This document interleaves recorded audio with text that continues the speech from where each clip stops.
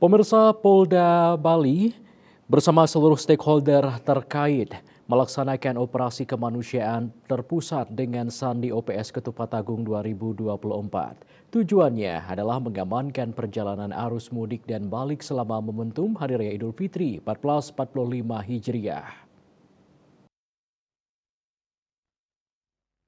Pelaksanaan operasi ini ditandai dengan apel gelar pasukan yang dilakukan di lapangan Puputan Margarana, Niti Mandala Ranon Denpasar. Apel gelar pasukan dihadiri oleh penjabat Gubernur Bali, Irjen Polisi Purnawirawan Sangmade Mahendra Jaya, Kapolda Bali Irjen Polisi Debagus Kade Putra Narendra dan seluruh stakeholder terkait, termasuk TNI, Dinas Perhubungan, Satpol PP, Basarnas, serta instansi terkait lainnya. Dalam amanatnya, Kapolri Jenderal Polisi Listio Sigit Prabowo mengatakan survei indikator menunjukkan bahwa kepuasan masyarakat atas penyelenggaraan dan penanganan arus mudik tahun 2023 meningkat menjadi 89,5%, naik 15,7% dibanding tahun sebelumnya. Hal ini mencerminkan apresiasi masyarakat atas upaya bersama dalam pengamanan arus mudik yang harus dipertahankan dan ditingkatkan. Operasi ini melibatkan 5.784 pos, termasuk pos pengamanan, pos pelayanan, dan pos terpadu yang tersebar di jalur-jalur rawan seperti kemacetan, kecelakaan, kriminalitas, dan bencana alam, serta di pusat-pusat keramaian.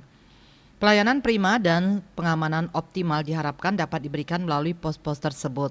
Selain itu, stabilitas harga dan ketersediaan bahan pokok serta BBM juga harus terjaga.